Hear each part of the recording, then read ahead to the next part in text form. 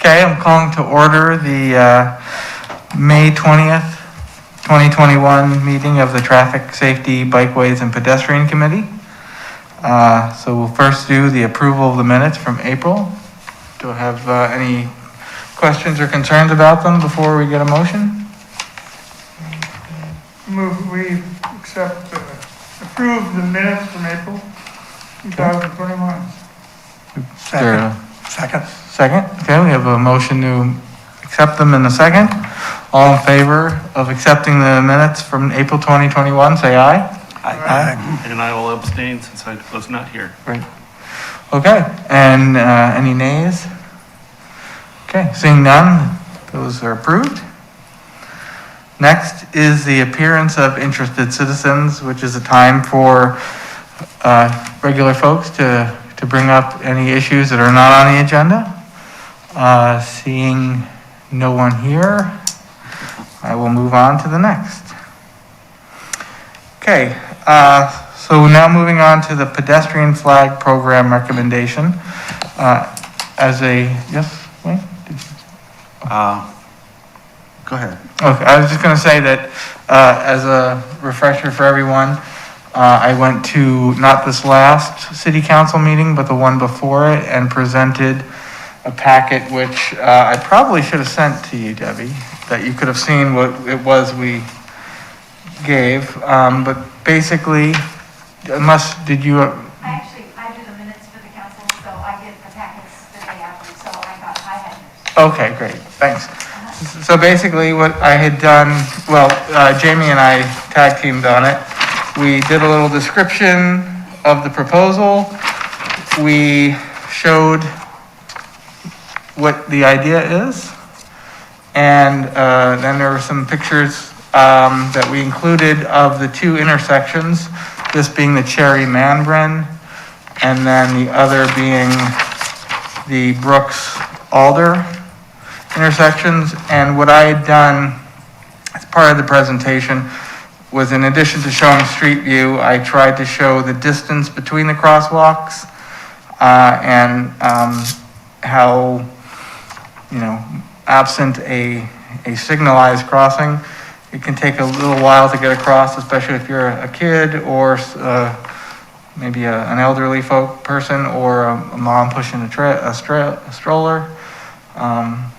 So obviously when I presented it to city council, I wasn't expecting immediate approval. So one thing that was brought up was that we had brought this issue up a few years ago. Hirsch, do you remember, or Wayne? Yes, I do. What intersections we had talked about? We were talking more about not Lancaster, River Road areas and Lock Haven. Okay. And I believe one of the sticking points on this was that it's prone to theft. Fortunately, they're not gilded, so they're not super expensive. But it is something that we have to acknowledge, that there's always going to be someone who thinks, hey, this would be a fun idea if I stole this or threw it over in the bushes so no one could see it. But that all being said, we would need to have a motion, I guess, to officially recommend to council. Mr. Chair, if I may, a couple of things for the committee to think about. I don't know, it may be premature to make a motion because I think there are a number of questions that need to be answered that certainly council is going to ask. And, if you're going to make a recommendation certainly to support this, you should probably have those questions answered in advance. Not only, the concerns that have been expressed to me, and that's certainly what council expressed, obviously the fact that the flags get stolen and how you're going to replace those, and they're not in our budget right now. So how much does it cost to replace the flags? Are they actually used? My understanding, there's only 3 jurisdictions that have these, which begs the question, if there's such a great idea, why isn't everybody doing it? Why is it only just 3 jurisdictions? Another issue that was brought to my attention is apparently, at least in Kent, Washington, there are reports that the flags actually get used as weapons against vehicles. People will, as they're crossing the crosswalk, will hit cars that are parked or stopped so they can pass. So I think those are questions that this committee should probably have answers to before you make a recommendation to council. Okay. Hirsch, I think first. Well, when we looked at this last time, and I just recently, I'm on the, I guess it's now the DMV traffic safety. It's no longer ODOT traffic safety. And they recommended against it back when we looked at it, because the cities of Astoria did it, and I believe St. Helens. Astoria had all sorts of problems. They were using it kind of in their downtown area, and they had theft. They had things being thrown and used, and it didn't work. In St. Helens, it lasted, it was in a school area, and the trouble with the school area is the school district and the city didn't get together to work on it, and so the kids really didn't know what that thing was. So before we go anything, and I appreciate Councilor Day's comments, I think we got to do a lot more partnerships and such, because the big boys, traffic safety, who love these kind of things, said this one did not work in Oregon, and they recommended us thinking of something else. Now, it is a tool in the toolbox that I don't think we should throw away, because there may be a situation where there might be a neighborhood association that can monitor it, or such like that, where we can't. I love you guys at Public Works, but I don't think we can depend on them to make sure there's flags and all that. I think it's going to have to be something with a neighborhood association or a neighborhood group, or maybe a fraternal organization that helps monitor, similar to the library book, the little library book thing. The boxes. The boxes, yeah. I don't think we should say that's a stupid idea. It's just, from what I gathered from ODOT and their recommendation, there's a lot of partnerships that need to be done before it's effective. And I was on the budget committee, so I know that at least for this fiscal year, we're extremely tight. And I don't think there would be, even if the council said, hey, it's a good idea, I don't think it's going to come to fruition this year. Sure. But one of the things that, and you heard it, is the Safe Routes to School coordinator. I'm sure McCrae may have some input on that. Yeah. Because we're really talking about several school areas serviced. Yeah, I could even see at Kaiser Elementary, because just with the parents' vehicles, and I don't know, is there an official crossing guard there? Yes, they are. Okay.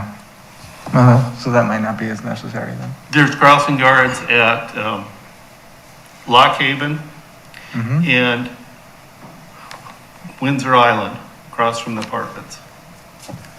Okay. Wayne, you had something? Yeah, I did some research on this 5 years ago, and identified other cities that are successfully using pedestrian flags. Salt Lake City, McCall, Idaho, during their winter festival. where they have snow sculptures and there's tons of people downtown, they make use of pedestrian flags very successfully. There's an issue with possible theft, and you just have to plan on that. You know some of them are going to disappear or be damaged, so you make extras or you purchase extras. They are relatively easy to either order or make. And then also teaching people how to use them. When we post a pedestrian flag stand on either side of the intersection, you should also post instructions on how to use it. You know, you get the flag, you wave the flag, you make sure you look, you make sure that the cars have stopped. You show your intent by waving the flag, and then you go halfway, and then you look the other way, and you look, make sure the car is stopped, and you're still waving the flag, and you put the flag back on the other side of the street. And so we would need instructions on how to use it, hopefully not as a weapon. Can't believe that. But. So I like Hirsch's idea of getting some other partners involved. They did mention one of the cities, I don't remember which one, but they mentioned that they got some businesses to adopt a pedestrian flag site and report when the flags are missing, or either give them a supply of flags and have them replace them as needed. So it could be a local business that adopts a flag station, or a group, a church, you know, whoever. Mm-hmm.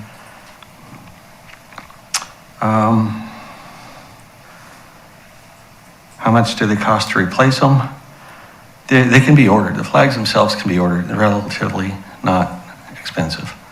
The stand, you need to make the stand for it a post, which needs to be solid and in cement probably. So that would be an initial one-time cost.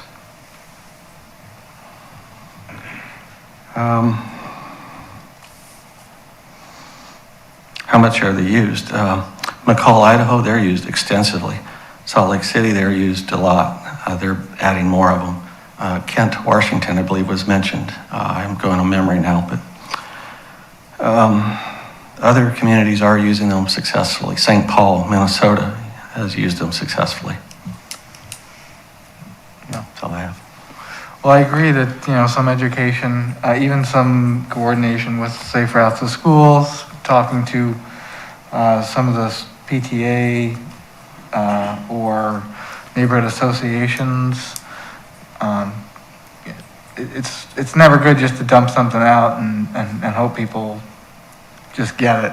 It's always good to do the legwork at the beginning to get enough buy-in from the whomever's, the neighborhood, the users, whomever. Does Councilor Day, does the council want us or one of us to come to the next council session and answer these questions? Do they have a?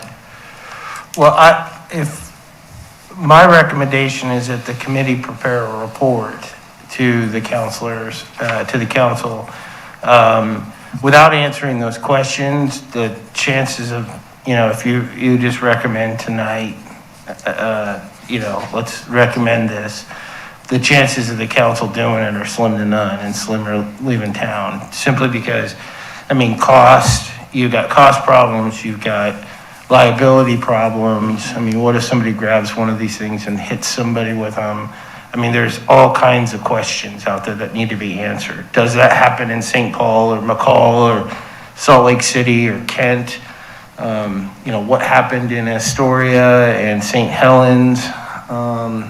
I think it needs, if you want this to be something that the council seriously considers, I think you need to address it seriously, Mm-hmm. which is come back with a report that says, here's what we've looked into, here's what we've found, it works here, here, and here, here's how they do it. You know, one of the ideas that Commissioner Fry was just talking about was the idea of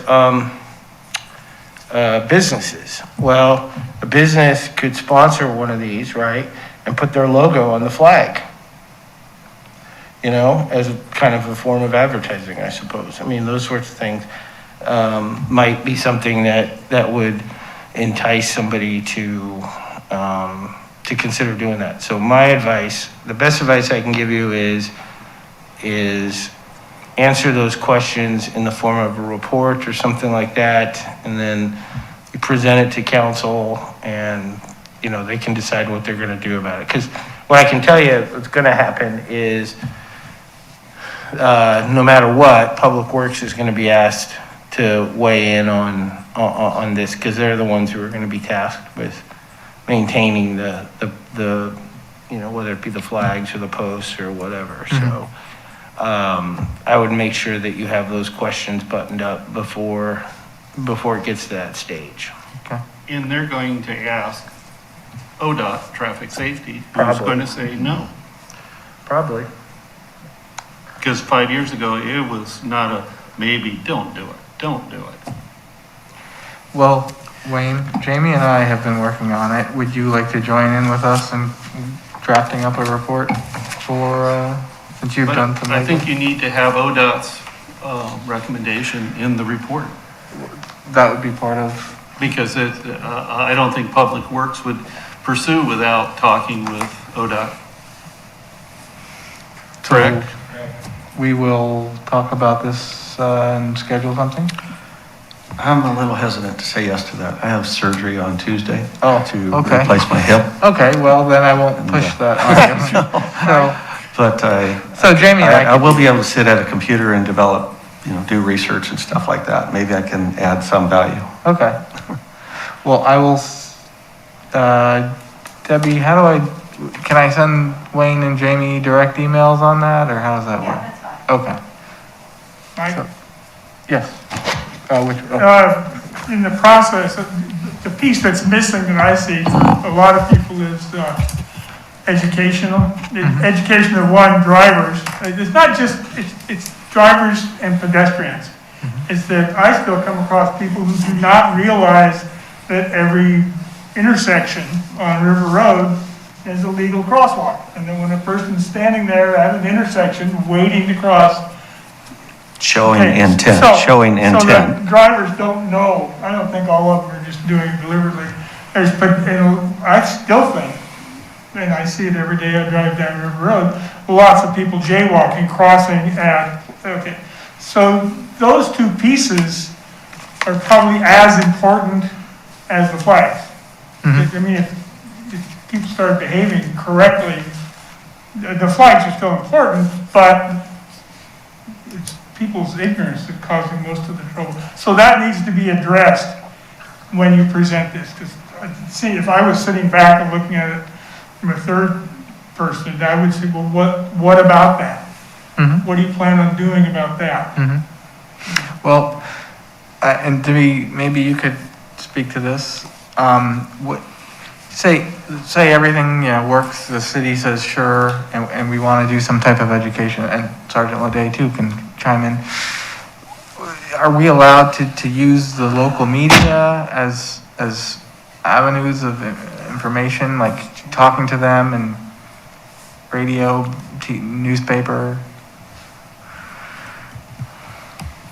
Well, I kind of think you probably would need to go to council first. Well, I because meant you are everything. advisory, but, Yeah. give them an idea of what you're planning and make sure that they buy in on that. And then, of course, the media, the more media you use, the more people you reach. Right, yeah, and I'm assuming, we've gotten all the way through council saying, sure, it's a go, and then for outreach, in addition to the school. Yeah, SSA, we can't across the forget school. Salem Kaiser and the private schools in this area for educational. Well, Mr. Chair, to be clear, yes, you'd have to, before you could do any of that type of outreach, you'd have to get approval, permission Sure, from the council, because the way our charter reads, the only people that are authorized to speak on behalf of the city is the mayor or the city manager and or his or her designee. So I would, that would have to be part of, I would suggest that you include that as part of your report. that, hey, this is what we would like to do as well. And, yeah, because I agree the education component is important, but I think that should probably be part of your report. Okay, Rick? Councilor Day mentioned liability logo, and that would be my concern too, is that, and maybe a different kind of liability, and that is, back in my traffic engineering days, we always used that term false sense of security, that if somebody's out there and just because a flag is down or being waved or something, especially younger pedestrians would think, okay, then I can go, without paying as much attention maybe as they should to what the traffic flow is. So that would probably be my big concern, would be lulling people into thinking that it's safe automatically when it isn't yet. Right. It's exactly the same as the crosswalk. Yeah, that's what I was gonna say. Or a signal walk. I mean, if you're not gonna look, and just because it says walk and you step out looking at your iPhone. Yeah, we always used to say that. Just because Yeah, there's so a painted I don't think crosswalk it's there any doesn't mean you can't get hit. Right, so I don't. An iPhone in one hand and a flag in the other. Well, well, and it's only just recently that they didn't they change their legislation on, or the law that said a bike lane actually goes all the way through the intersection. Right. Before that, it was always assumed, but no one said officially, so there's always, we always have the assumption of something until we find out the assumption's wrong. And so that's where, again, education would be. It costs a whole lot more money, but those the pedestrian activated flashing lights are really effective, I think. Yeah, absolutely. And If you've got a situation. ODOT completely agrees with you on that. Traffic safety, they've study after study on how those work. But this is not a good budget year. Yeah, it's a lot of money, yes. I feel like I hear that every year. Chair, you wanted me to weigh in a little bit on that also? Yeah, please. As far as, obviously our traffic safety unit, everything is based upon that traffic safety aspect. One of the things we were talking about is that false sense of security. At every intersection that we do have, whether it's a marked crosswalk or unmarked crosswalk, yes, vehicles are required to stop for pedestrians that are entering that portion of it. No, we don't advertise it a lot because again, we don't want to give Is your mic on? folks a false sense of security. So there's a lot of those practices that we don't push. One of our goals, though, that we've also added to our annual report that we give out, as far as a unit goes, is that we want to try and push out a little bit more educational information. One of the areas that we did address was our pedestrian issues. That enforcement would actually be more of an educational aspect as far as looking for more people that you would call jaywalking, or people that are not legally crossing the roadway within a crosswalk, and addressing more of those and not just the drivers, so we could educate on both sides. But also maybe going back to what we used to do about 10 years ago, we used to do some traffic safety watch articles and being able to address things publicly as far as with releasing information, not just in our Facebook page, but also maybe in the Kaiser Times and Statesman Journal. So those are areas that we're currently looking at right now to see whether or not we can use our resources for those things. Okay. So that would definitely address some of these concerns specifically too. Yes, yeah, that sounds great. Thank you. Okay, well, as usual, there's homework to do.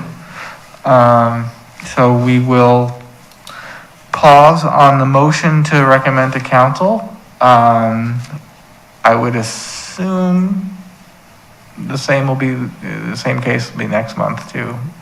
So I don't know if we want to keep it on just as a placeholder or not have it on the next agenda, but I guess we can have better sense as we get closer to that meeting. Okay, so we can move on to number 5, the Wheatland Road Multimodal Corridor Survey. Well, the study, the survey has been, the initial survey has been done, and the contractor did a presentation, a Zoom presentation about 2 weeks ago, and presented 2 or 3 ideas for what could look like. One of them was two protected bike lanes, single lane on Wheatland with some trees and then sidewalks, 6-foot sidewalks.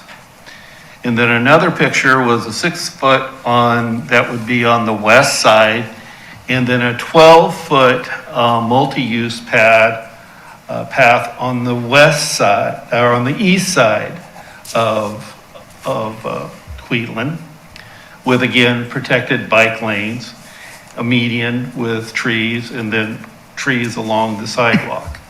There was a suggestion, Bill brought it up and kind of made sense to me,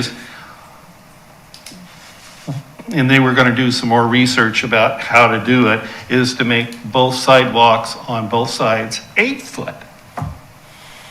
And not do just the multi-use bi-directional.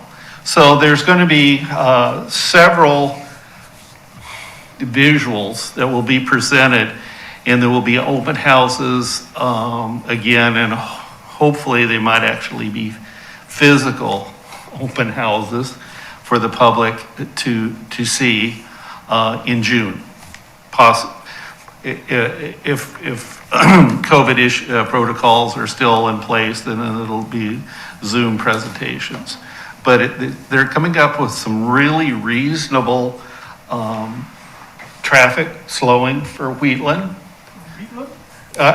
from Wheatland Road, and but improving the bikeways, continuing the continuity of the sidewalks, because as we all know, you go one section, then it's gone, the continuity there, and trying to address issues related to the school and walking to school and safe routes to school. So far, the plan that the consultant is presenting makes sense, but they need more input from the public, especially from people up in that neighborhood, which they got a lot initially. They went door to door to people, the churches, the school district. So they're kind of doing it right. Hirsch, Now, I want to emphasize, this is the plan. Yeah. There's no money to build it yet. This is just a curious thing, is that, and we've looked at bike paths, 12-foot wide, multi-use paths before. Why would you want that and a bike lane? I mean, we have bike lanes all up on Wheatland now. Not everywhere. It kind of cuts from Clear Lake on, there's technically a bike lane, but then it gets Clear Lake North. Clear Lake North, that's county. But Clear Lake South, there is a bike lane, but it's, it narrows in spots. It's still legal, but it narrows in spots because as when it was put in, I think Mike Hart was the counselor that pushed for it way back when, and there's been construction and this and that, and it's just kind of gotten worn. And this would be a consistent bike lane with a protected bike lane. These aren't. And No, I'm all for bike lanes. I just wonder why you'd want a bike lane and then the extra wide paved path. I mean, I'd rather ride on a paved path than a bike lane. So, I mean, if you had one, I'd eliminate That's the bike. kind of some of the input that the consultant got from the neighbors and the people living out there. They wanted on the school side. On the east side of Wheatland. Which school? Well, it's Clear Lake. In Forest Ridge. In Forest Ridge. And the one right there on And the the corner. old, what's it Oh, called? the old one, right? The old one. Centennial. Yeah, Centennial. So yeah, that's what they were talking about. The trouble with multi-use paths, especially with, for lack of a better word, maybe more serious cyclists, you just can't get moving. It's not good for commuting. No, I understand. But I see that. I understand what the neighborhood's talking about. There is clearly, and the consultants picked up on it, there is more people out walking in that area, Oh, yeah. which is wonderful. So, but watch for the announcements for the open house, and they'll have some designs, and give your input, especially if you live out in that area. And that should be coming up here in June. So I have a couple of questions. Could you just, and you talked a little bit about it, but when you say protected bike lane, are we talking something that has a physical separation from the traffic lane where there's some barrier or something? One of the designs shows the posts. One of the other designs is the rumble strips. Oh, don't do that. Well, this is where we get the input. And another is just a curb. I guess it kind of a curved curb. There were several suggestions and and the consultant is a cyclist, so he knows but you have to give out 100 ideas, and the neighborhood and the businesses, the churches have all given their early input, so.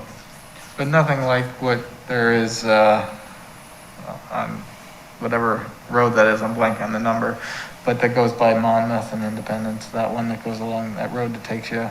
99. Is that 99? We're not talking about a separate bike path. Okay, so not that protected, just Yeah, some minor. the big problem with completely protected or separate bike paths is maintenance. What, yeah, whoever's, yeah. Yeah, well, it's, you can't get a street sweeper on them. Why? It's just hard to get one if it's only 12 feet Oh, wide. I see what you mean. You'd have to make two passes. Yeah, I have to make, while the other ones you can. But right now, these are all ideas, and there'll be much more opportunity for input before it's finalized.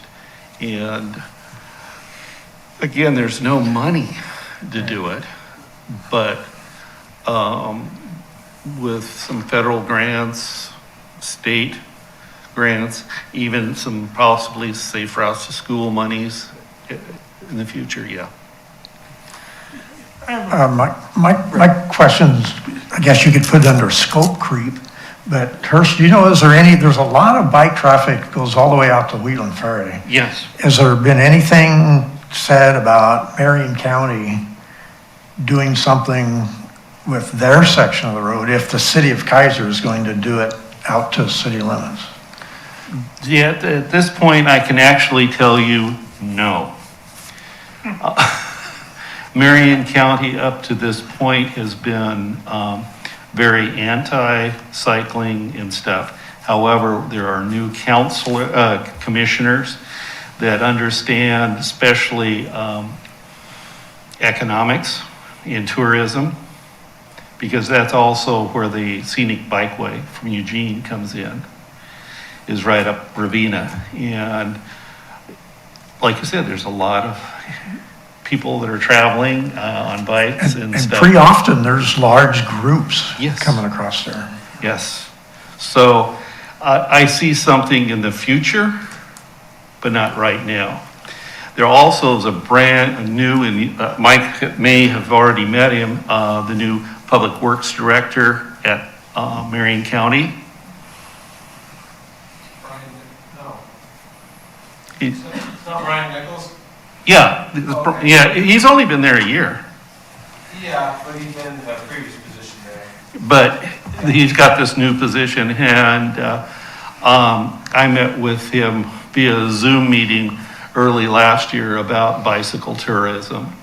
And one of the questions he posed to me, is it true Marion County is considered the worst county for bicycle events and stuff? And I said, yes. Cycle Oregon pulled out of Marion County. And I'm probably the only one that I can be, because of the Monster Cookie and interacting with Marion County for 44 years kind of know, yeah, they are a pain. But there's hope. There's big hope. But we have, thank God, it goes through Kaiser. Yeah. Well, Yeah, good coverage. yeah, once we get, and this year the Monster Cookie does start in Kaiser. So, a couple other questions I had were, is there talk about having a speed limit that is more appropriate for urban? Yes. Okay. Yes, there was, and with some, you may be more alert on this than I was, because it did come up that the cities may be able to set speed limits, a new Yeah. legislative action. So the answer is yes. And then, as we've all know, is when you get a visual narrowing, it slows the traffic down. And that's what they're trying to do with the streets and the bike facilities and the sidewalks and trees. And that was my other thing about lane widths. I know they're doing the trees and other visual things, but are the lane widths going to be, again, appropriate to that lower speed, or are they going to be 12 feet? There's several different scenarios. There is one design that they're all 12 feet, and it would require the city to buy a little more property along the way. And then there's narrower ones. And the fact, I live up on Wheatland, and the fact, another piece of it is, there is heavy truck traffic, which needs to be there. And so they say, well, I want to slow it down and make it for pedestrians. Well, fine, but then I think you owe the part of the industry a way to get out of where they need to go at a reasonable pace. So I'm not saying, I don't think you need to speed it up or anything, but the idea that you can slow it down for pedestrians, fine. Don't let any semis on this road then. I mean, you want to do that, that's fine. I mean, it's like, you don't see them go through the traffic circle very often, you know? No, well, no, but you see Well, semis in the, I mean, you most of the, and there was input from, Corey, and because they come up Urbana and such. and they come So- back into Kaiser. Mhm. So, yeah, the speed was talked about, and there was no talk about increasing the speed. But, well, that's great. because there's sections there that it almost look, well, David can talk about people haven't transitioned from 55. Well, Hirsch, the nearest 55 is down by the Willamette Mission down, way down towards the park. It's 45. I mean, there's a little teeny tiny section that's curvy and posted less, and then all of a sudden you're at 45 before you get to Kaiser. So there's nothing fast there. And we've had, I don't know if Mike was here, but since I've been on this committee, twice we've had complaints about speeders on Wheatland Road. And the evidence has never backed that up. Otherwise, when the police and the public works put the speed things out there, it's not a whole lot different than River Road, even though it's posted higher. So, I mean, I hope they have that evidence. And don't get me wrong, I don't need to go any faster, but it is 40.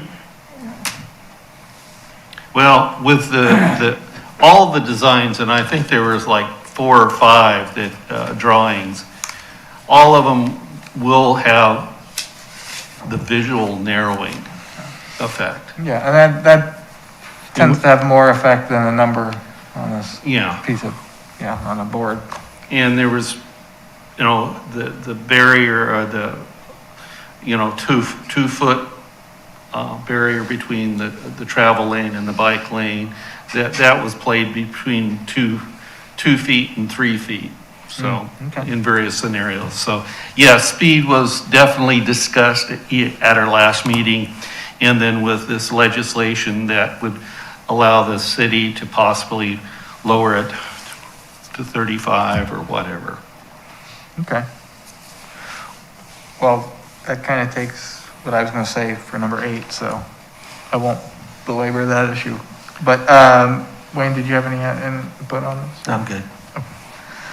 All right, so the independent sidewalk program, and I wish I knew what was going on, but I've not been able to get a hold of that guy since that one time. This kind of in-between contact said that he had tried to get a hold of me, but I see nothing on my cell phone or email, so, Was that the gentleman over in Polk County? no, he's here. I forget the group he's with again, but, yeah, he's, unless you know someone else, maybe I can talk to him. So, that all being said, I don't have anything to report, and what the report is really is about the liability for the city, for when, you know, there are younger people working with construction crews, putting in stuff, who is on the hook for liability for any injuries or damage, I suppose. So the possible sidewalk maintenance fee discussion, that was something that Debbie, you had brought to my attention. So this was sort of something like what we've done with the parks and police, a fee.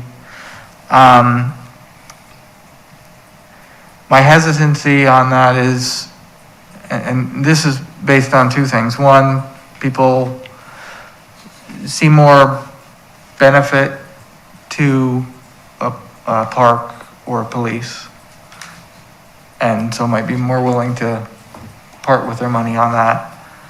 But the other thing I remember, when we talked about filling gaps, Councilor Kohler had mentioned that some folks don't want the sidewalks put in front of their house because of the future costs to them.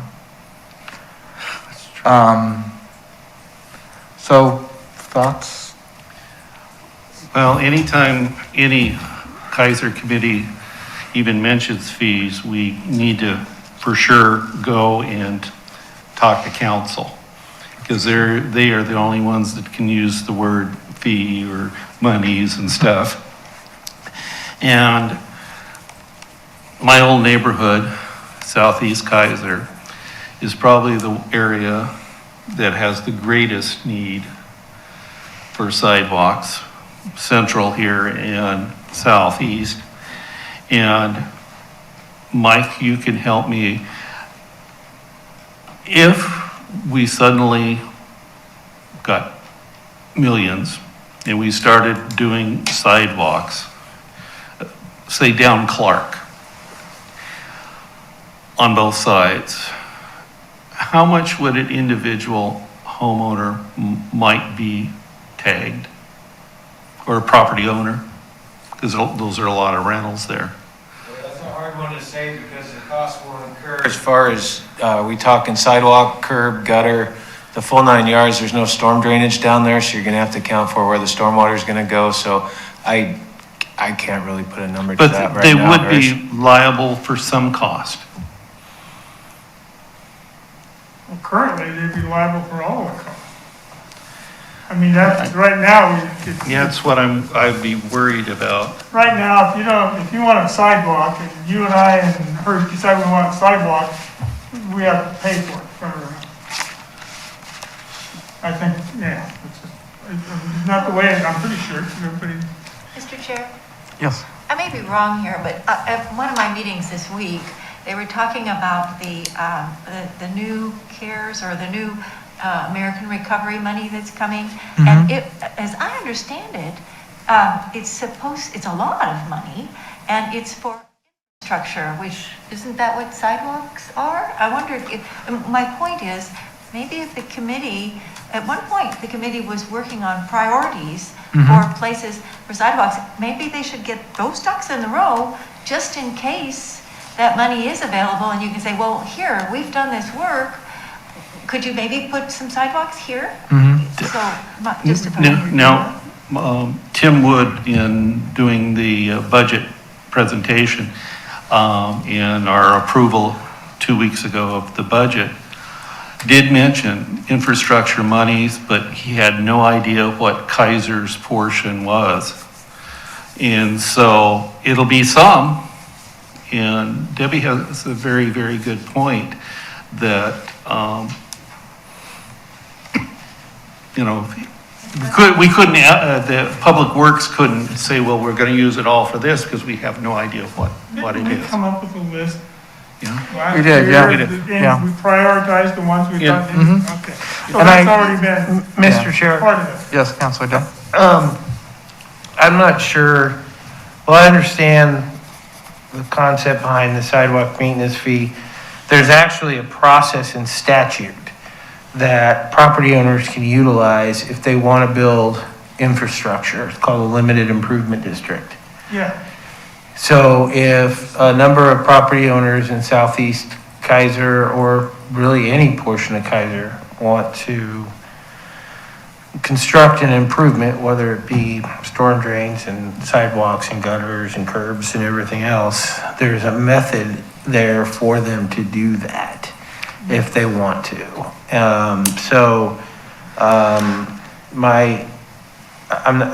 I agree with what Commissioner Sangster was saying earlier about, it's gotta go to council first.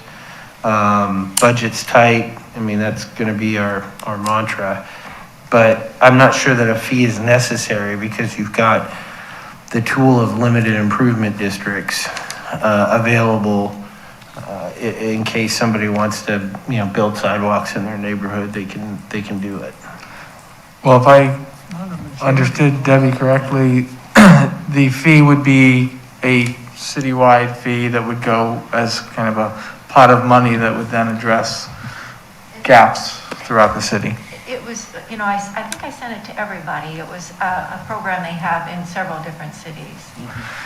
And so, and if I understand that limited improvement district, it's, as you say, a bunch of homeowners come together and decide they want to do something like that. It's, the cost is the same, but maybe you could explain, we've gone over this, and it's not used very often because it doesn't take once, It doesn't take much to block it. If there's two people out of a bunch can block it. And so if you don't have 100%, Yep. you pretty much aren't gonna get to do anything at all. That's correct. Now, the fee we're talking about sounds to me more like a tax, but, 6 of 1, half dozen the it's other. yeah. So, Yeah, you're not gonna, it's not gonna fly probably. no, you're probably not gonna get a sidewalk maintenance fee.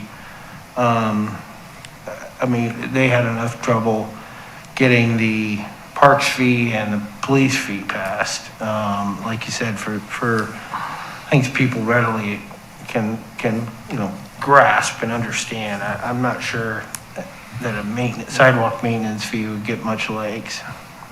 Right.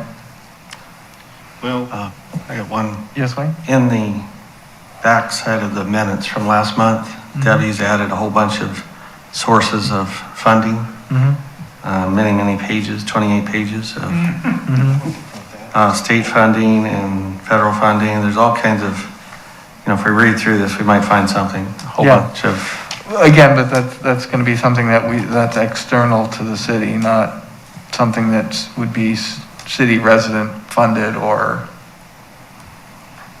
sourced. I researched some of it. I have yet to find, every city I've looked into had the same problem.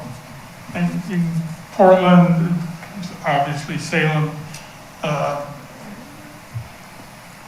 and when you get to smaller towns, it's just common. Unless they happen to get a statewide grant to do new sidewalks or something, which are in odd places. You go to like Nissa, all of a sudden it's got sidewalks out in front of farms.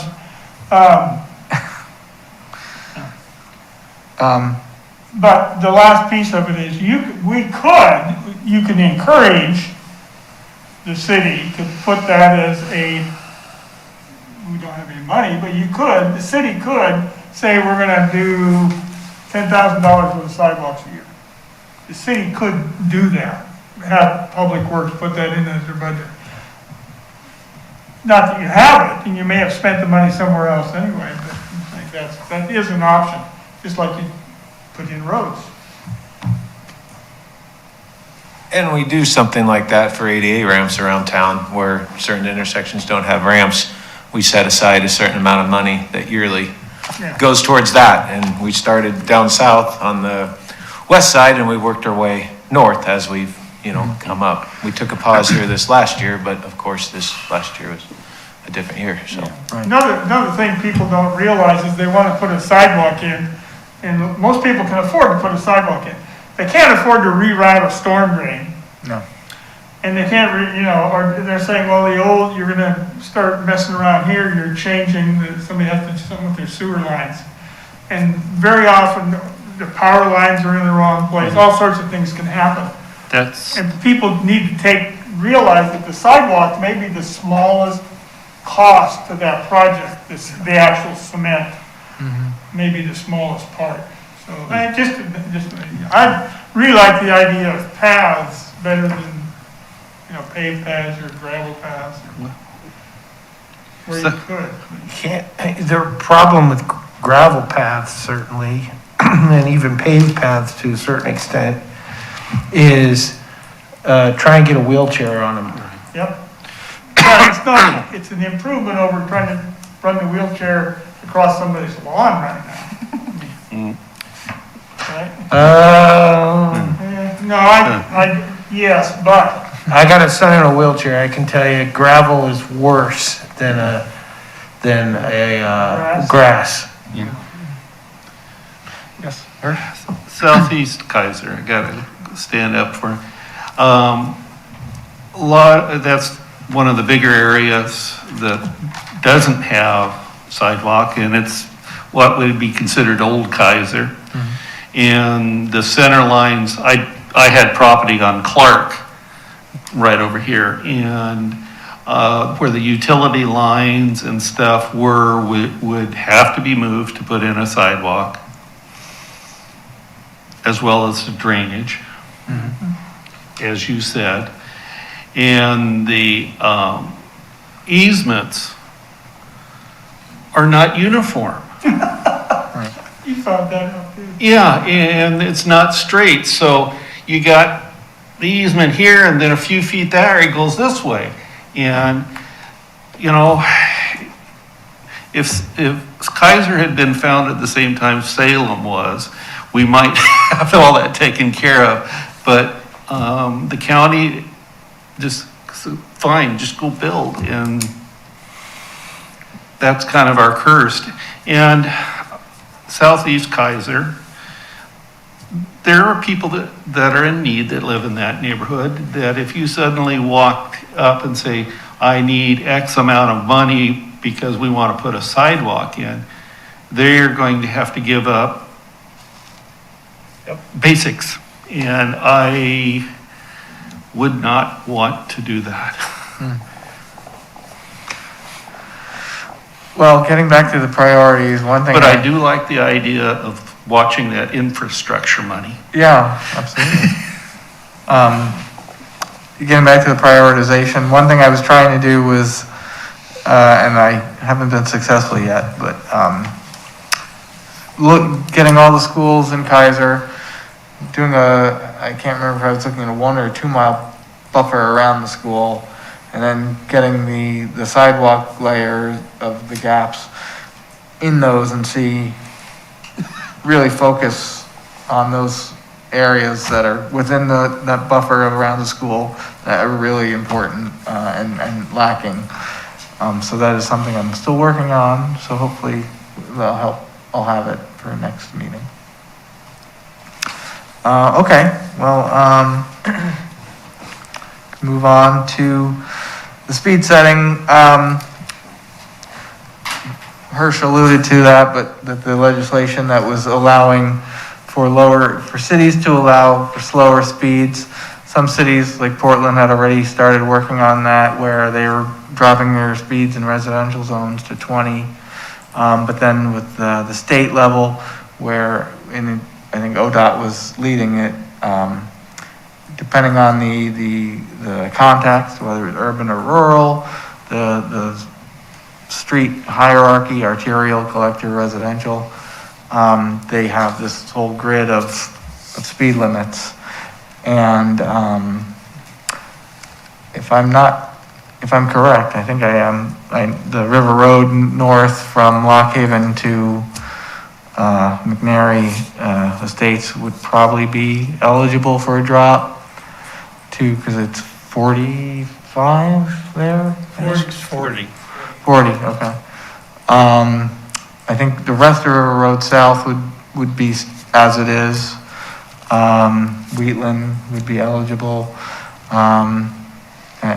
I think there'd even be some wiggle room with, in the residential streets, because I think they're all 25. Yeah.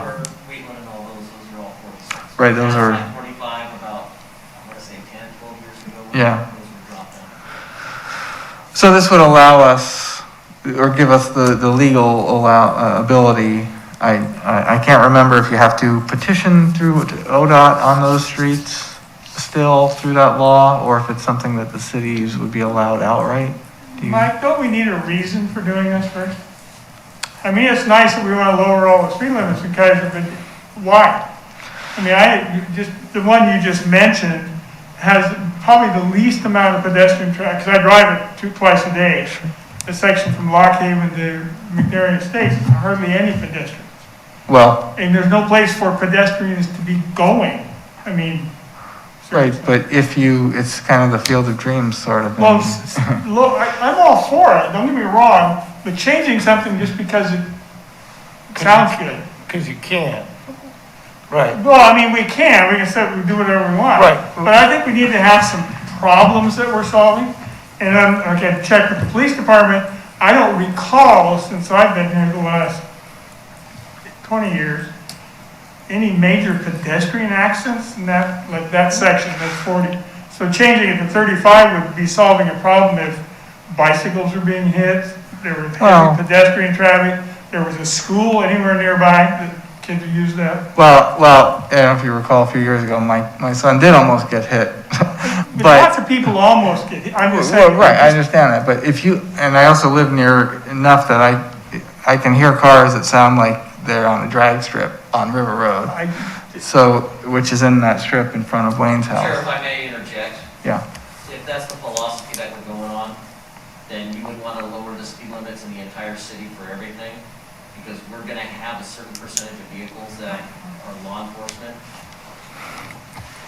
We're going to have a certain amount of vehicles that law enforcement just has to take care of in the enforcement aspect. But when we look at our fatalities and our crashes and our injury crashes, we have less than that down south area where we have our highest speed limits at. Where we're down in our 35 mile an hour zones along River Road, those are where we have our higher crash rates at. But we have made great improvements over the last several years as far as our injury crashes going down. sure. So as far as putting speed as far as the issue in that aspect, I would, at this point in time, as far as with the studies that I have access to, because I look at every single crash report that comes through, I would say speed is not our issue. Even our crashes up there, a majority of have been like impairment or distracted driving. And so speed has not been that issue in itself. But we will always have those few percenters that you're hearing go down the roadway, that it's not if, it's when we find those. Sure, and I understand that it's not the bulk of the drivers going super fast. Unfortunately, we set our speed limits at the 85th percentile, which means that we're setting it to people who are pushing it to go higher. So if we look at a lower percentile, then we're looking at a lower speed limit. And again, design affects speed as well. And we're not looking to change the design of River Road right now, but we're putting out the message that speeding is not allowed. We're putting out the message that we want to make the conditions more comfortable to people who are on bikes, who are pedestrians, and a 40-mile speed limit for someone who's on a bike or a pedestrian is not as comfortable feeling and safe as 30, 35. And studies I mean, I there's no question on understand how that. people feel about it. My wife just goes bananas every sometimes somebody drives 40 on Wheatland. And she thinks that's way too fast, and I'm going, what? It's a big wide, it's not. I don't see it, we have so many problems, I don't see doing it.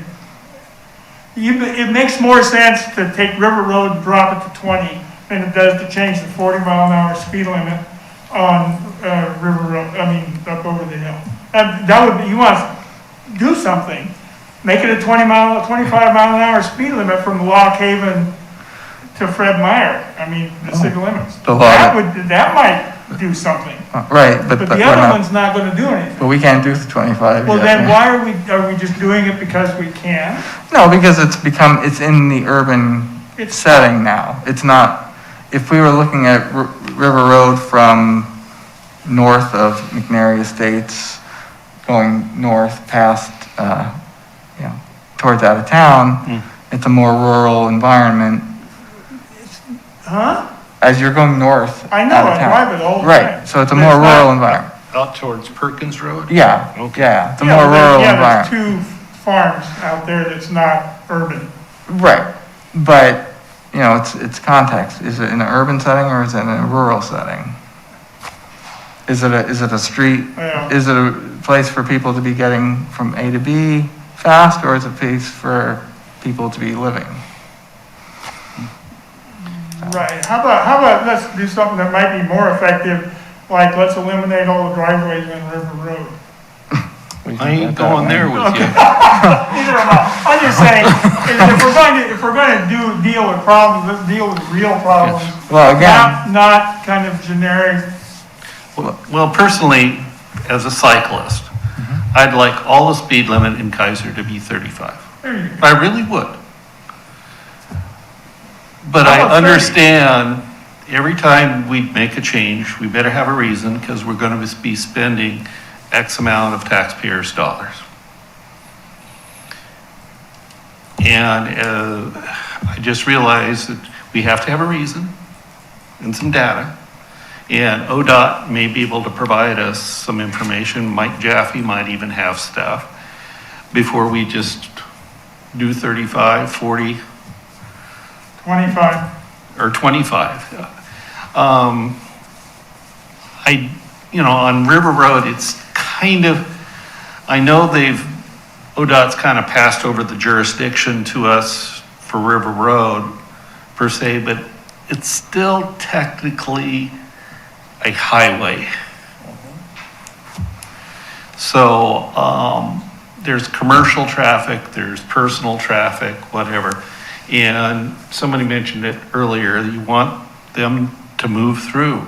Head to Newburgh and St. Paul and that. Dundee with all the cases of wine. And so, but I've seen a lot of accidents on River Road, and I think Sergeant Leday is right. Most of it's not speed, it's distracting. But if we have the visual cues that narrow that and some reasonable speed limits, I'm all for it, but we need reasons to do that first. Because every time we send Mike out, we're using taxpayers' dollars. And you want to be able to be justified that stop sign, that speed limit is justified.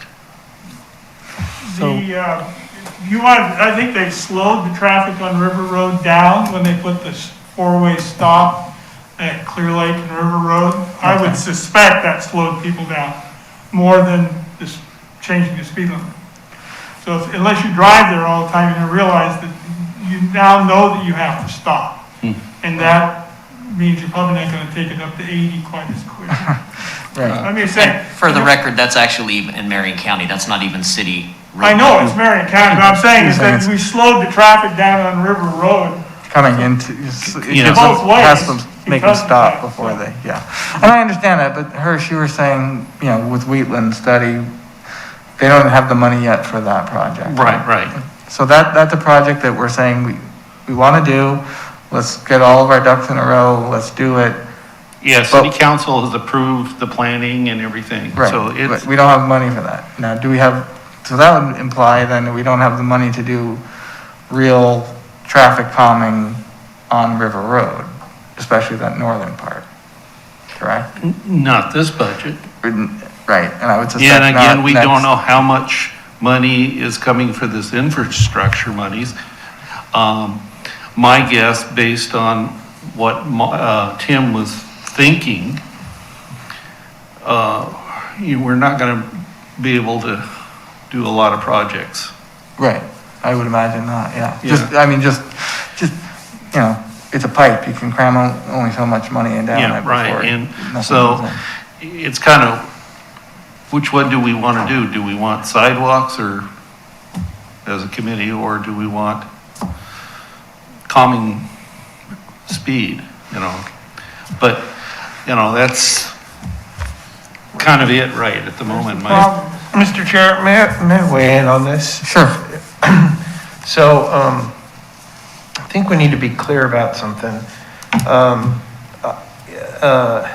The committee, while I appreciate, you know, the discussion certainly, and I think the discussion needs to, it should be had, I think it's constructive. I would point out to everyone that, you know, the committee's gonna make a recommendation, it's not the committee's decision to lower the speed limit, okay? It's gonna be, the committee is going to make a recommendation, which will then go to Public Works and to the police department and probably to ODOT and say, okay, what do you guys think about this? And we'll get their opinion and then it'll come to in theory, it would come to the council. It sounds to me like the only reason you're considering this is because you can do it, not because there's a problem. I haven't heard a problem.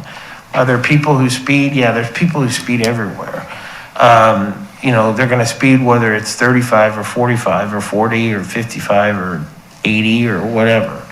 But if the recommendation from the committee is to lower the speed limit to whatever, just because we can, that's not gonna get you very far. I suggest very strongly that if there's a legitimate safety concern up there and you have the data, the evidence to support it, sure, move forward. But if not, I think we're tilting at windmills. So, I agree. Sergeant O'Day was talking about, you know, speed is not a big issue, you're saying distracted driving, and what was the other reason? And impairment. Impairment, okay. So impairment is obviously something that the safest street in the world is not gonna change. Someone's impaired, they're impaired. But distracted driving, so there's the forgiving design of streets, of highways. Some of you may have heard that, maybe all of you.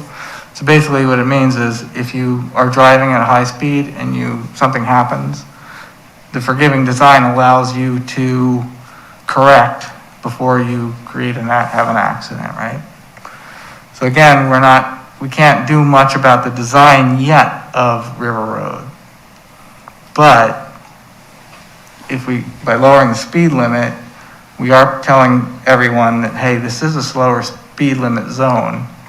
And then as money comes along, we can then do more of a traffic calming infrastructure to support that. But what problem are you trying to solve? Well, You haven't identified what the problem is. first, it's in an urban environment, we've got people going at higher rates of speed in an urban environment, which has been proven to be unsafe in general. I think we just heard from Sergeant Leday that said it's Sergeant not. Leday said that distracted driving is an issue. And impairment, but And not impairment. speed. If I can go on the record, what I'm saying is that in that northern area where you're saying we have an issue, we don't have stats to say we have an issue as far as our crashes goes. The few that we do have been from distracted driving and impairment. And we have very few injury crashes up there. Right. But if you were a distracted driver going 40 miles an hour versus a distracted driver going 30 miles an hour, the distance you go while you're distracted is less, which means you have less time, or is more if you're going at a So you're higher talking speed. about velocity in feet per second, I understand that completely. Right, so you have more. But the you whole have- purpose of the distracted driving is that you're not paying attention to your surroundings or your speeds. Correct, absolutely. But, Well, Mike, I don't know if we're going anywhere on this issue. Granted that some of you would like lower speed limits, some of us would like them left the way they are. I don't see any place we're going with the issue right now. I think the Wheatland Road study Yeah. that's fine. will have a greater, especially once we get funding and the design picked out, it clearly is going to have an effect on that section of River Road. And that's going to be a piece that'll affect this piece, which might cause some redesign there, especially at the intersections. And maybe slower speed, or maybe not a change in the speed limit, but a visual narrowing, those kind of things.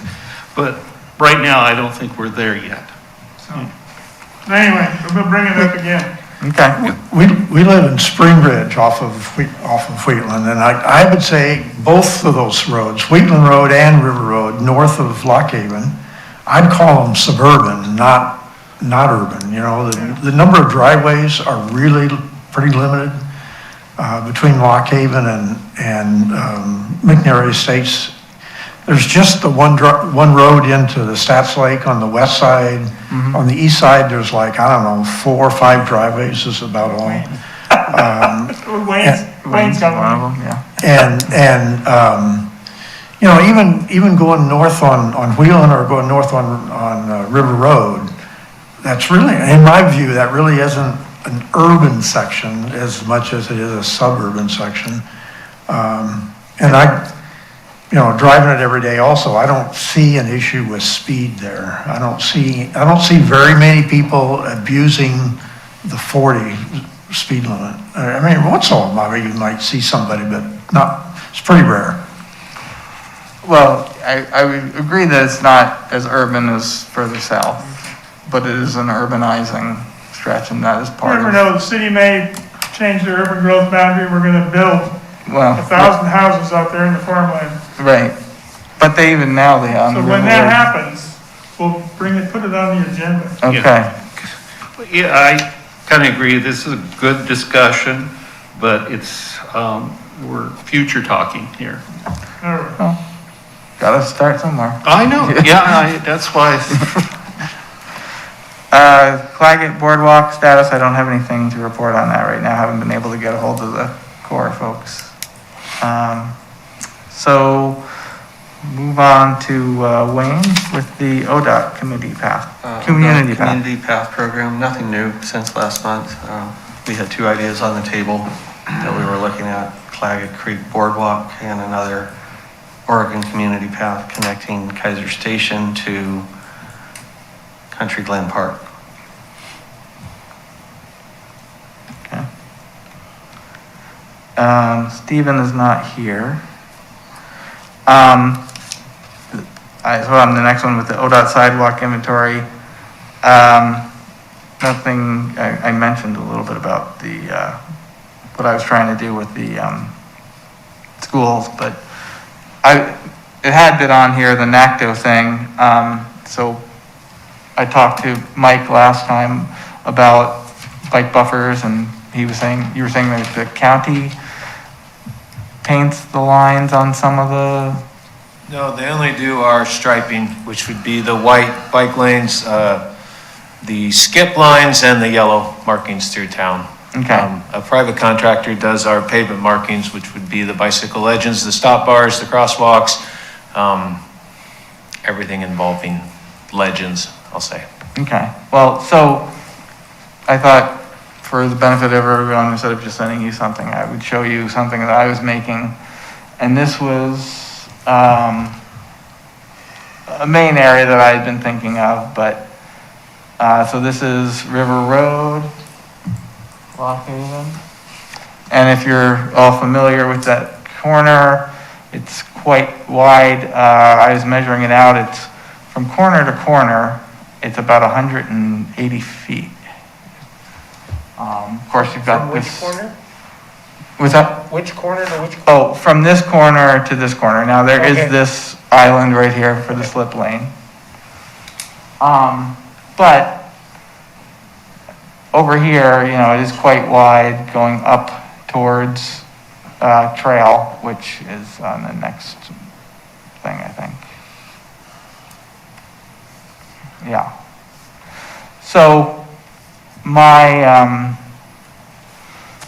toe in the water for you, Mike, is to, if the next time things get marked, and of course we have to go to council, of course, but this is for everyone's benefit too, having some type of one colored bike lane, but also a bike buffer lane, which I've done in purple here, that would narrow, and these are just, you know, don't take them as they are, I was just, as I was doing it in Google Earth, so nothing major and engineer drawings here, but something that would narrow Lock Haven as it approaches and leaves the River Road intersection, which would make it safer for bicyclists to come up here, certainly to try and cross onto trail.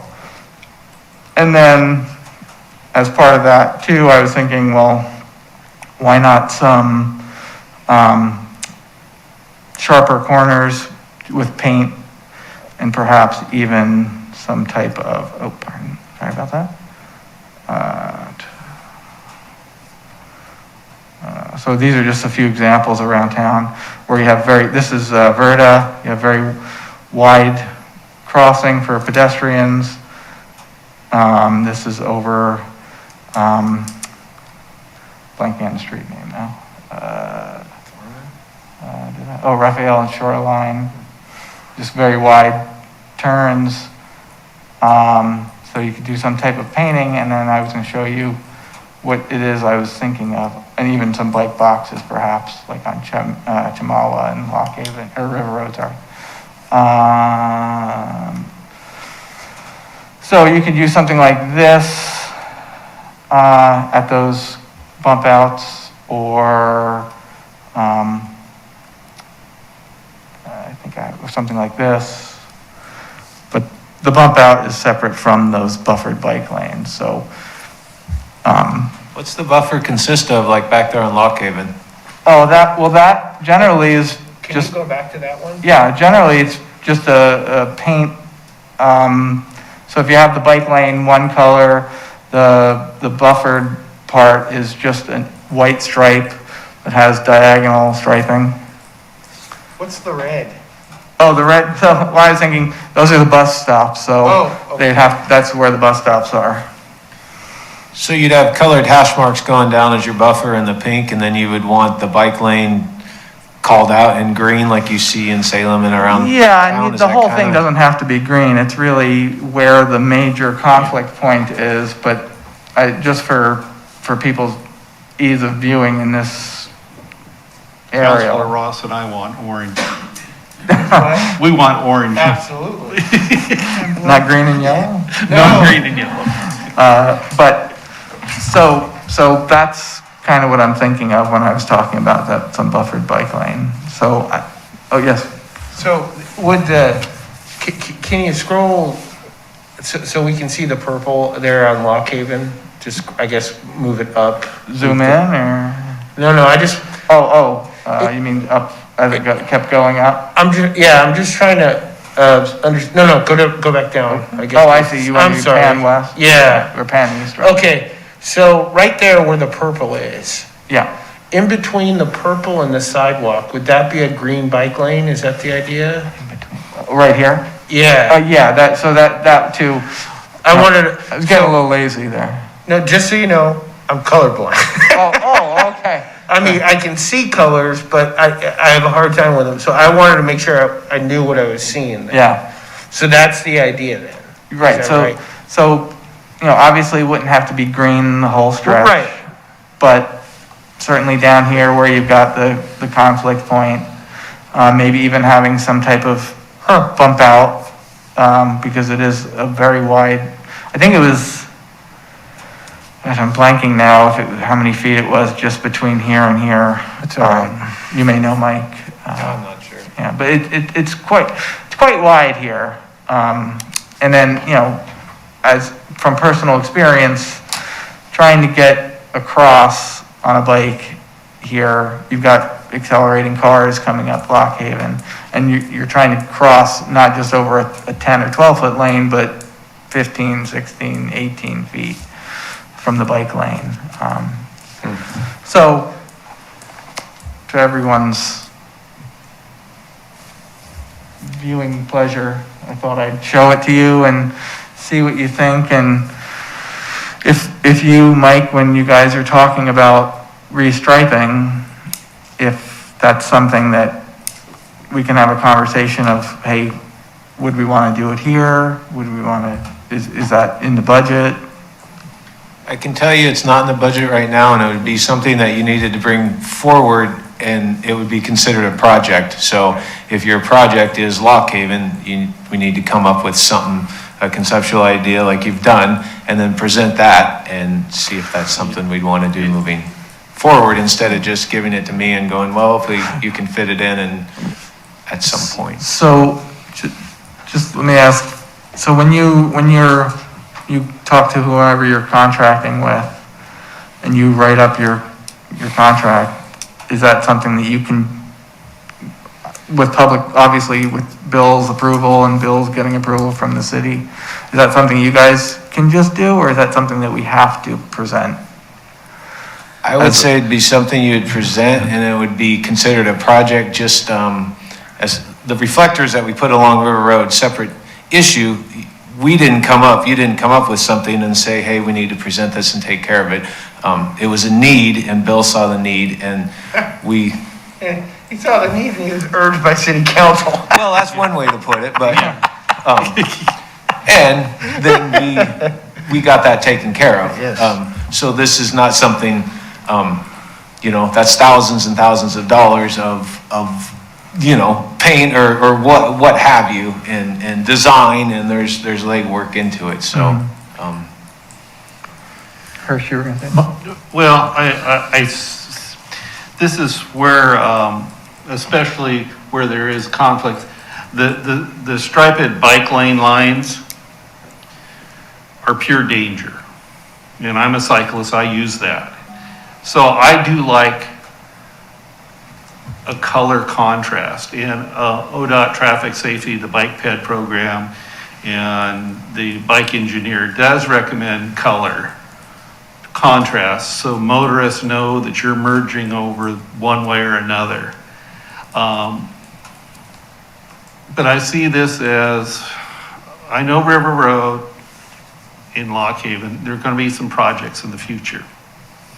And that's where I think that we need to do the steps to get that included.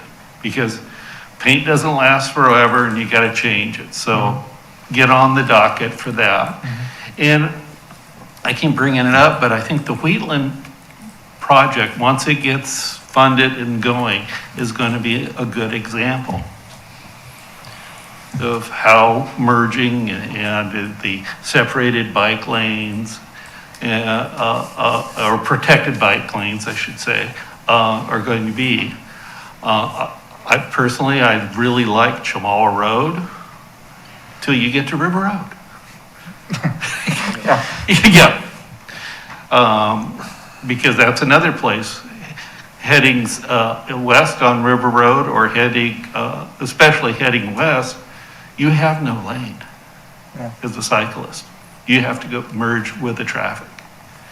Well, coming east, you do. Michael, I'm a little confused. What's the purple up there? This purple up here? Yeah. That's just my drawing more of the bike buffer. I was just, I was with a mouse on Google Earth. But what is it? On Google Earth, I was using a mouse, and you can only be so, I wasn't trying to be engineer specific on widths and all, I was just drawing my boxes. Buffer.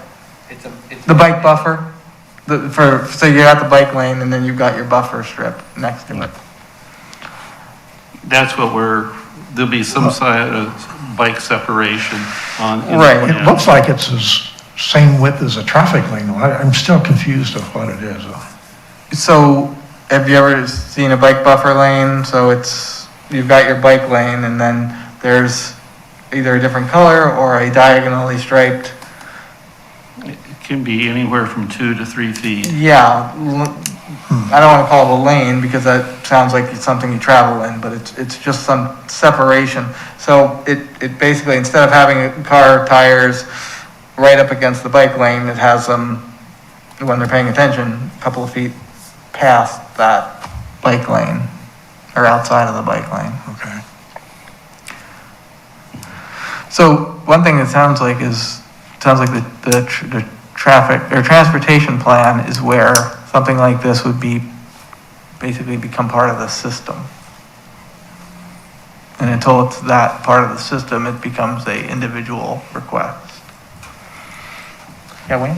Just a comment, I really like the idea of colored bike lanes and a protected area buffer. I think on that particular intersection, River Road and Lock Haven, those are the two main streets of Kaiser. And by having that colored bike lane, it would bring it to people's attention that the city is bike friendly, something we're striving for tourism and that kind of thing. And the colored bike lane would be, I think, a great addition. And a buffer also. That brings up a comment I had in my mind the other day. I heard a couple of guys on the radio talking about in wet weather, painted lines are really murder for bike, and you guys are the serious bike riders here. And I always wondered about that. We're putting down so much, especially, like in Portland and so, these solid, big, green painted areas. What about wet weather conditions with that? I've never had a problem. Yeah. Really? Never. No, we don't have many around here, but Mr. Chair, may I make a recommendation for a color? yeah. Like navy blue. I go for that one. like it. Yeah. Because we already have the white lines. There you go. I was fine with the orange. How about let's just stick with orange and yellow and bright lime green or something. Well, I like the purple because my son's going to Linfield next year and play for Linfield, so I That's like a hard color to see at night, as my experience watching their football team for Doesn't the green come out of the national manual, though? Yes, it does. Yeah, Oh, it does? yeah, Okay. it does. Interesting. Yes. So even though it's a duck color, we gotta live with it. Okay, well, thank you for indulging me on that, and I guess we'll chew on that apple when it gets to us. Okay, Hirsch, bike-friendly designation. The application, we can start working on it anytime. I just haven't been able to do it. I think I should probably send Steve a contact and him and I can work on it and then get a hold of Mike to do the final. We already got approval from council to pursue it, so. We have the old application. Right. And League of American Bicyclists said that we could use that as the basis. So we don't have to rewrite, so, because I contacted them. Okay. In the helmet program, Mike got helmets. What? He got some helmets for us. Mike got some helmets for us? Yeah. Good, I'm glad, that saved us a lot of money. Yeah, we have some, what do we spend, $400, $500, because we needed some larges. Yeah, And we got some larges, extra larges. they're in the They're pump in the- house. Mhm. Yep. Okay, And as far actually, as that was Bill's doing because I haven't ordered them before, so I asked him and Oh. he was able to facilitate that. He hasn't handed that down to me yet, so. Oh, okay. Well, I don't know, about this time of year, we've always done a helmet thing at the fire station, and that's not gonna happen this year. The safe routes to school, coordinator wanted to do something maybe later in the summer, August again, maybe do some helmet fitting then. Just, the kids haven't been around, so, and the only thing that I would say is, Sergeant Leday, would you let the police know we have a helmet program? And that either contact David or I and we'll fit a helmet, because We have a problem with kids that need helmets to can't afford. yeah, Just like always, yeah, Yeah, our gals should, I mean, we haven't changed right? anything within our front desk system, so. well, one of the, All of our gals should outreach know. people at, I think it's Kaiser Elementary. No, it wasn't Kaiser. It was one of the other ones. Mentioned they talked to a police officer that didn't know anything about it. And I couldn't believe it was Kaiser, so. I'll send an email out to, it might have been one of our new hires. We've had a lot of turnover in the Oh, last yeah, that's year. right, so. But normally we had our have school plenty of resource helmets, officers and that gave out that info. It may not, we may not be able to do it right there that day, but hopefully, maybe by fall, we can have some events where we can do a few, because I think everybody here has done a helmet fitting or something, but just been really quiet, but we have the helmets ready to go. So, and we're looking forward to participating. And we got those 2 big donations from the garbage haulers, which really helped. Okay, so Jamie's not here for Safe Route to School. Well, I'm on the board, so. Yeah, Everything's, McCray, who is the coordinator, is going to, everything's been put on hold during this COVID. So she has been spending time developing the brand for Safe Routes to Schools and talking to principals and stuff. So when the kids come back to school, it can be jump-started. Plus, she's kind of been given permission to not so much expand, but she can be a consultant on safe routes to any of the Salem Kaiser schools, not just, the 6 that she was originally designed for. Because there, if a principal, say at Gubser has an issue, she could call and work. So there's been kind of an expansion of the role, and maybe she won't be able to do as much for them as she would Cummings or Kennedy, but definitely be able to provide consultative services. They developed a pretty good website. That's the other thing that does take time, so she was able to work on that. And they will have a booth and are planning to help at the Monster Cookie for the mini cookie for the kids bike ride. And they'll have a booth there along with Transit, and Oregon State Extension will be there with their blender bike. And Kaiser Police is on board. okay. This is kind of in the same vein, there was a Safe Routes to Parks webinar today. So. I watched it too. I have my notes. Well, one thing that struck me, and this is kind of what happened, based off of what happened last night at the joint meeting, maybe either Councilor Day or Debbie can say about, can we ever do a joint parks traffic safety committee get together where we're working on the application for these things together? Yes, I think, it was Carstetter, right, that was on the Parks Board? He asked me about that at the Parks Board meeting, and I told him that the 2 chairs need to get together and figure out when they want to meet and have a joint work session. You'd have to check with staff to see when there's a room available. That's going to be the clincher. But yeah, you can do that anytime. Okay, so it doesn't have to be on regularly scheduled meeting nights? No, yeah, work sessions, the Parks Board has done work sessions a lot of times during budget times to kind of figure things out. So you just have to schedule it far enough in advance that we can notice it and make arrangements for having staff. Okay. The big thing that I walked away is at saferoutespartnership.org.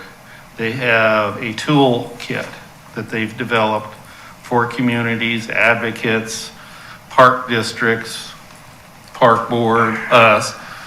And it's on their website. You can download it. It talks about all the 4 E's, so to speak, of encouragement, how to do, what grants might be available, other sources of funding, private funding, things like that. So it's kind of a work cookbook that's available. And Becky Gillum, who has talked to this committee, she is kind of the regional manager for the Safe Routes Partnership. And this is Safe Routes to Parks, not Safe Routes to School. Right. But they're all in one partnership, so. Right. And there was a talk by OSU Extension on walking programs, and then Tualatin Valley Parks and Rec, their recreational district, and what they're doing using those kind of programs. So it was not much of a question and answer. I posed one question related to Oregon Parks and Recreation Department. How did they partner with Safe Routes to Parks? It sounded like most of all they were talking about were urban parks. And with Kaiser, we have the Scenic Bikeway, which is technically a linear park, goes right through Kaiser out to out to Willamette Mission on all the way to Champoeg. Well, what about that one? So they couldn't answer that question, but Becky said she would get back to us. Okay, good, thank you. David or Rick, any sidewalk grant research? No. Okay. All right, so planning commission report, I went to the one the other day where I presented the flag idea, and then last night was the planning commission joint meeting with the city council on the building lands inventory. And I think we talked a little bit about it last time, but the Portland state numbers are showing less population growth, which would show less need, but not no need for more housing. So the quandary is, where will that housing come from, and where will we build it? And will people be able to afford it? So that's the 50,000 foot summary. I don't know, Councilor Day, would you like to add to that at all, or? Yeah, the report, the population study showed us our projection for 2041 to be 5,000 less than what we had planned for in 2019. That plus the initial BLI that we got, and buildable lands inventory and housing need analysis that we got in February said that we were roughly, let's say, 2,300 dwellings, residences short of what we were going to need. And so we were panicked because we don't have anywhere near enough room for that. And so we asked the consultant, Eco Northwest, to come back because they hadn't taken into account the River Cherry Overlay District and the mixed use, the allowable mixed uses in the RCOD. And so they came back, and we went from, I think it's 2,238 residences, actually, now I think about it. We were short, it dropped all the way down to 210. So far more manageable number. All of our development's gonna be infill right now unless we can expand the urban growth boundary. And so we're gonna start looking at what all our options are. The good news, I suppose, to a certain extent, is that we're not dying for buildable land at this point for housing. We are for everything else. Well, we are for everything. I mean, fact of the matter is, we could build 2,000 homes in Kaiser, and they'd fill up pretty quickly. We just wouldn't have the infrastructure, the services, everything else to be able to handle that. But that's basically the takeaway from, at least what I took away from last night's meeting. And one more thing is that, if I heard her correctly, that the numbers that the most current numbers are going to get soon may show even a little more decrease than what they were saying last night. Yeah, but I don't think, what I took from that was, we might go from 210 residences to 205. Yeah, It's really negligible. The bottom line is that with House Bill 2001, it now requires us, it doesn't necessarily require us, strongly encourages us to include duplexes, triplexes, quadplexes in our planning. And so we think, in light of House Bill 2001, and we might be able to hit that 210 mark without having to expand the urban growth boundary, but there's still the problem of we have no industrial land, very, very, very little industrial land, and very, very, very little heavy commercial land in the city. So, but that's what was my takeaway from it. Yeah. But I don't understand land use, so I may have misunderstood everything, so. Okay, so committee member input, we'll start with you, Rick. Anything? Well, this is kind of a walk the plank sort of comment, I guess, but I wonder if what you guys would all think about maybe considering looking at the law that says all school buses have to stop at all railroad crossings. I mean, school bus safety is, of course, critically important. That's not an issue. But in my view, having them stop at every crossing is actually causing more hazard to them than if they didn't. And I'm talking about crossings that are fully protected, gates, lights, everything else. Or at least when the empty school buses are going back to the yard, do they have to stop? You know, if you look over at Kaiser Station, that's a perfect example at that crossing there. And, you know, those trains go through there at pretty much walking speed anyway, you know. And I don't know if this is just an Oregon state law or if it's a national law. I don't know if it's already been looked at by others, and so it'd be a futile effort to even look at it. I don't know what the stats are as far as accidents because of railroad signals malfunctioning, but I'd say that's pretty limited. You know, there's the issue of the danger of being rear-ended or other cars being rear-ended when there's an unexpected stop, or traffic drivers on a split-second decision changing lanes because they don't want to get stopped behind a school bus. All those kinds of things. I'm just wondering if it would be worth taking a look at that and seeing what the situation might be. I don't know if Sergeant Leday would know anything about that. I'm completely clueless on that.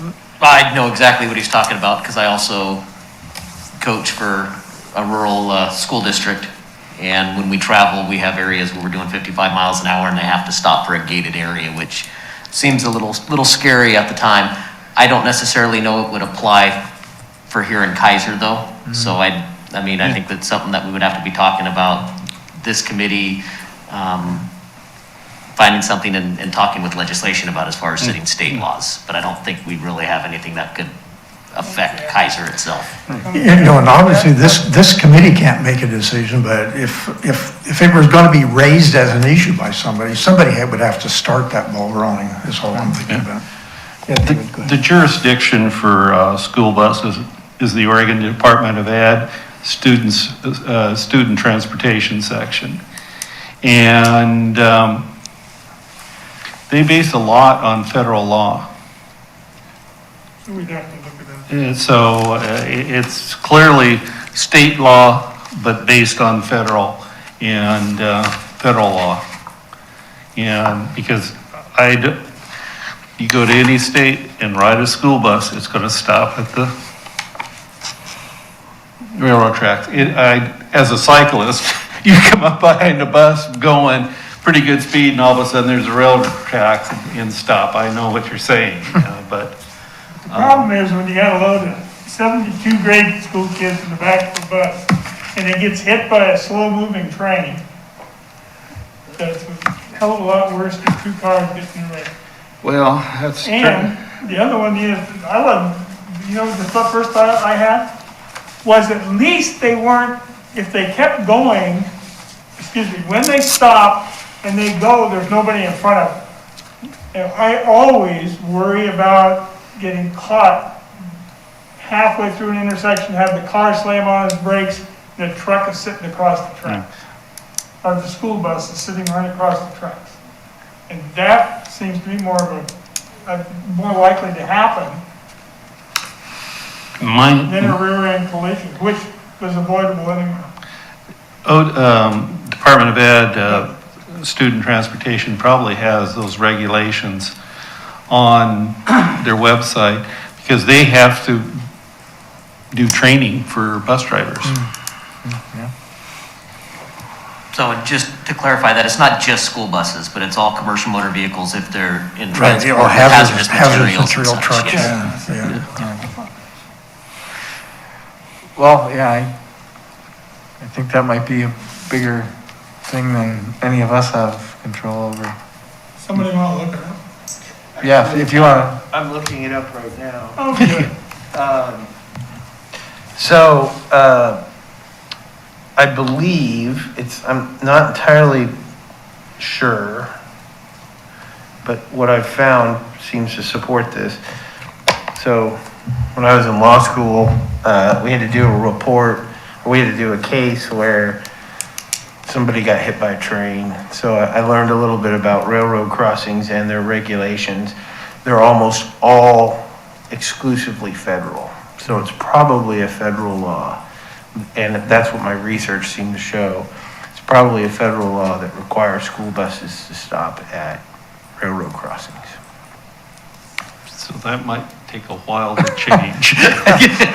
Yeah, and what my research showed is it stemmed from an accident in Sandy, Utah in 1938 in which 40 children were killed at a railroad crossing. And so after that, the federal government imposed the requirement that they stop, open the door, look both ways. Yeah, that's a little bit of my point right there. We're in a much different world now than we were in 1938 as far as protection of railroad crossings. Okay, David, anything? Hirsch? Nothing other than the Monster Cookie is April 29th and August. Excuse me. Going, Well, I wanted to be back in April. 2022 you're talking August about? 29th? Yeah, August 29th. And the traditional ride will be to Champoeg and back. But we're also starting at 10 o'clock at the Big Toy, a mini cookie, which is a 6.2 mile ride, led by a bike club ride leader through the neighborhoods to Wallace House Park for a quick rest. Maybe have the hitty kids play on the big toy, the small toy there, and then turn around and come back to the park for a Monster Cookie. Well, I don't have anything. Wayne? Nothing new for me. Okay. All right, Mike, anything for? Oh, real quick, the bike repair station that we installed at Kaiser Rapids Park that the transportation donated and then Hirsch got to us. We installed a couple weeks ago, and about a week later, the air pump hose, somebody had cut it. So I ordered 2 new ones, kind of beefed them up. The heads aren't plastic, they're metal, and they're somewhat tamper-proof, hopefully, but when you cut something, there's really nothing much you can do for that. Again, but we did order 2. The one here at City Hall is cracked and has gotten older, so we bought the second one just in case the City Hall one needs to be replaced. The one for Kaiser Rapids Park, we will install tomorrow. And those aren't cheap, they were $90 a piece. So, hopefully, Think we need to do a quick fundraiser on it? we're good. Okay. But we did take the sticker off that said under surveillance. But, like you said, we needed to, which was the first thing we did, or not the first thing we did, but I mean, as we installed it, we did that, so. To let the committee know, we got this rack from Salem Kaiser Transit bike repair station, and it had been in their courthouse area, and there were surveillance cameras on it, and they had nice stickers on there, under surveillance. And as an old risk manager, I said, take those off because there's no cameras there, because I had a court case where the judge, although he sided with the state, you don't put a sign up unless you do it, otherwise the government's lying to you. And the state agency put dummy cameras, so. Okay. That's it, thank you, Mr. Chair. Sergeant Leday, anything for us? Okay, thank you. Councilor Day? Nothing. All right. Okay, so our next meeting is June 17th. From the way things are going, I don't think there's even a question anymore about whether it's virtual or in person. So we'll be in person, unless anyone has a objection. Okay, and so reporting to council and attending or monitoring the planning commission meeting. David, can you do that? Planning commission? Yeah. Council and planning. Okay. Okay, great. Dates? It's at the bottom, June 7th and June 9th. Is really planning commission June 9th? Yes, planning Seems early. commission was Planning Commission was late, it was a week late Oh. because of the, Oh. so it's, yeah, it's off now, but Okay. it'll be June 9th. All right, so I will adjourn.